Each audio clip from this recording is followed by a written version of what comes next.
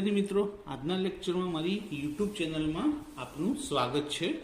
આજનો લેક્ચર છે આપણો ધોરણ 9 ગણિત, ચેપ્ટર નંબર 11 પૃષ્ઠફળ અને ઘનફળ, જેમાં આજે આપણે સ્વાધ્યાય 11.2 નો દાખલા નંબર 6 અને 7મો કરીશું। જેમાં દાખલા નંબર 6 ખૂબ જ સરળ છે, પણ 7મો દાખલો એમ કહી શકાય કે સ્વાધ્યાય 11.2 નો થોડો ડિફિકલ્ટ સાબિત થશે। તો ખાસ ધ્યાન રાખજો અને આજના લેક્ચરની અંદર સ્કીપ કર્યા વગર જોજો। દાખલા નંબર 6માં સૌથી પહેલા તો તમને શું કીધું છે કે ગોળાની વક્ર સપાટીનું ક્ષેત્રફળ 154 સેમી સ્ક્વેર અને ત્રિજ્યા શોધો। અત્યાર સુધી બધા દાખલામાં ત્રિજ્યા આપેલી હતી અને ક્ષેત્રફળ શોધવાનું હતું, જ્યારે અહીંયા ઊંધો દાખલો છે કે ક્ષેત્રફળ આપેલું છે અને ત્રિજ્યા શોધવાની છે। તો સૌથી પહેલા તો આપણે આ વક્ર સપાટીનું ક્ષેત્રફળ છે એનું સૂત્ર લખી દઈએ। જો કે ગોળાની વક્ર સપાટીનું ક્ષેત્રફળ બરાબર, ગોળાની વક્ર સપાટીનું ક્ષેત્રફળ શું થાય? 4πr²। હવે ક્ષેત્રફળ કેટલું આપેલું છે? 154। તો ક્ષેત્રફળની જગ્યાએ લખી દઈએ 154 બરાબર 4 ગુણ્યા પાઈની કિંમત નથી આપી એટલે શું સમજવાની? 22/7। ત્રિજ્યા નથી આપી એટલે r² જેમ છે એમનો એમ જ। હવે r² શોધવું હોય તો આ બંને રકમને જમણી બાજુથી ડાબી બાજુ લઈ જવી પડશે, એટલે કે બરાબરની ડાબી બાજુ। તો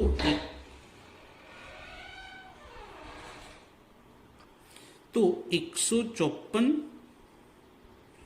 ગુણ્યા, હવે નિયમ છે સમીકરણનો કે છેદ અંશમાં જાય અને અંશ છેદમાં જશે। તો 7 છેદમાંથી ક્યાં જશે? અંશમાં। અને આ 4 ગુણ્યા 22 બંને અંશમાં છે તો ક્યાં આવી જશે? છેદમાં। 4 ગુણ્યા 22 બરાબર સામે શું વધ્યું? ખાલી r², કારણ કે બાકીની બધી રકમ ડાબી બાજુ લઈ લીધી આપણે। હવે છેદ ઉડાડવાના છે, બસ છેદ ઉડાડીશું તો 22ના ઘડિયામાં 154 આવે। ખૂબ જ સરળ છે। જો 22 આ ખાસ યાદ રાખજો, આના છેદ બહુ જ વખત ઉડાડવાના ગણિતમાં આવશે તમારે, એટલે 22 + 154 થાય એ યાદ રાખજો। હવે r² બરાબર 70 49 અને છેદમાં કેટલા વધ્યા? 4। હવે અહીંયા આરની કેટલી ઘાત છે? 2। હવે 2 ઘાત દૂર કરવી હોય તો તમને ખબર છે સામે વર્ગમૂળ શોધવું પડે। તો r બરાબર 49નું વર્ગમૂળ શું થાય? 7 અને 4નું વર્ગમૂળ શું થશે? 2। તો આપણને ત્રિજ્યા મળી, પણ ત્રિજ્યા હજી અપૂર્ણાંકમાં છે। તો r બરાબર 7ના અડધા 3.5 અને એકમ શું હતો? સેમી, તો સેન્ટીમીટર। ત્રિજ્યા શોધી છે માટે સેમી આવશે, ક્ષેત્રફળ શોધ્યું હતું તો સેમીનો સ્ક્વેર, તો ત્રિજ્યા મળી ગઈ 3.5 સેન્ટીમીટર। હવે દાખલા નંબર 7 જોઈએ, જે ડિફિકલ્ટ છે। તો ચંદ્રનો વ્યાસ પૃથ્વીના વ્યાસના આશરે ચોથા ભાગ જેટલો હોય તો તેની વક્ર સપાટીના ક્ષેત્રફળનો ગુણોત્તર શોધો। સૌથી પહેલા ક્લિયર કરી લઈએ કે ચંદ્ર મોટો કે પૃથ્વી મોટી? તો ચંદ્ર નાનો છે અને પૃથ્વી મોટી છે। ચંદ્રનો વ્યાસ પૃથ્વીના વ્યાસના ચોથા ભાગનો છે, એટલે કે 4 ભાગ જેટલો નાનો છે। ધારો કે પૃથ્વીનો વ્યાસ 40 હોય તો ચંદ્રનો 10 જ હોય, ચોથા ભાગનો।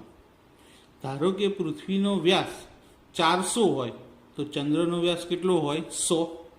એટલે એનો મતલબ શું થાય? આપણે ઊંધું વિચારીએ તો પૃથ્વીનો વ્યાસ ચંદ્રના વ્યાસથી 4 ગણો છે, એટલે આપણે શું કરીશું? ચંદ્રના વ્યાસને x ધારી લઈશું। શું ધારી લઈશું? x। અને પૃથ્વીનો વ્યાસ ધારીશું 4x। તો જો પૃથ્વીનો વ્યાસ 4x એટલે કે 4x, તો એના ચોથા ભાગનું એટલે કે x થઈ ગયો। તો ચંદ્રનો વ્યાસ x અને પૃથ્વીનો વ્યાસ 4x।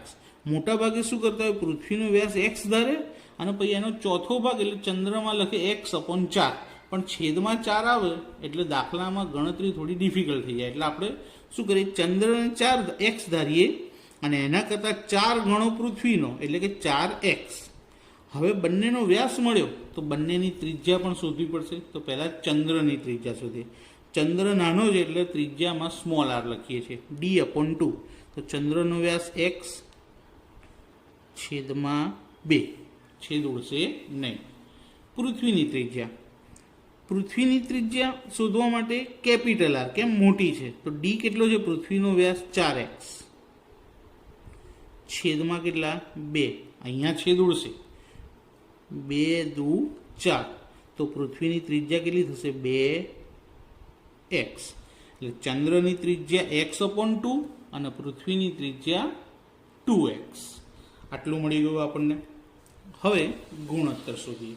અને ગુણોત્તરમાં મેં તમને હમણાં જ સલાહ આપી હતી આના આગળના લેક્ચરમાં કે પહેલાં હંમેશા કેવું નાનું ક્ષેત્રફળ લખાય. તો કોનું ક્ષેત્રફળ નાનું હશે, ચંદ્રનું. તો ઉપર લખીએ અહીંયા કે ચંદ્રની વક્ર સપાટીનું ક્ષેત્રફળ અને છેદમાં કોની આવશે, પૃથ્વીની વક્ર સપાટીનું ક્ષેત્રફળ. હવે ચંદ્ર અને પૃથ્વી બંને ગોળ છે એટલા માટે બંનેમાં સૂત્ર એક જ સરખું, પણ ત્રિજ્યા બંનેની અલગ છે. ચંદ્ર નાનો છે એટલે એમાં ત્રિજ્યા સ્મોલ આર, અને પૃથ્વી મોટી છે એટલે એમાં ત્રિજ્યા કેપિટલ આર. બાકી સૂત્ર બંનેના કેવા છે, સરખા, કારણ કે બંને ગોલક છે એટલા માટે. હવે કિંમત 4 ગુણ્યા પાઈ, પાઈ એમને એમ જ રાખીએ, ઉડી જશે. આર બરાબર એટલે કે સ્મોલ આર, તો ચંદ્રની ત્રિજ્યા શું હતી, x/2 ગુણ્યા x/2. એ જ રીતે છેદમાં 4 ગુણ્યા પાઈ. પૃથ્વીની ત્રિજ્યા કેપિટલ આર શું હતી, 2x. તો 4 4 અને પાઈ ઉડી ગયા. હવે નિયમ અંશનો છેદ છેદમાં આવી જાય તો આ બંને બગડા નીચે આવી જશે. ઉપર શું વધશે, ખાલી x ગુણ્યા x. તો x ગુણ્યા x છેદમાં આ બંને બગડા નીચે આવી જશે, 2 ગુણ્યા 2, અને છેદમાં ઓલરેડી હતું શું, 2x ગુણ્યા 2x. હવે છેદ ઉડાડી દઈએ, x. ઉપર કશું નથી વધ્યું તો 1, નીચે ગુણાકાર, 2 દુ 4, 4 દુ 8, 8 દુ 16. તો જવાબ આવી ગયો 1/16. માટે ગુણોત્તર બરાબર શું આવશે, માટે ગુણોત્તર બરાબર 1/16. તો આ દાખલો મિત્રો 2 વખત ગણી લેજો. કદાચ એવું બની શકે પરીક્ષામાં પૂછાય તો પ્રોબ્લેમ ક્રિએટ થાય નહીં. તો આજનો વિડીયો કેવો લાગ્યો કોમેન્ટમાં જરૂર જણાવજો. વિડીયોને લાઇક કરજો, તમારા ફ્રેન્ડ્સને શેર કરજો અને ચેનલને સબસ્ક્રાઈબ કરવાનું ભૂલતા નહીં, જેથી નવા વિડીયોની લિંક્સ તમને મળતી રહે. Thank you.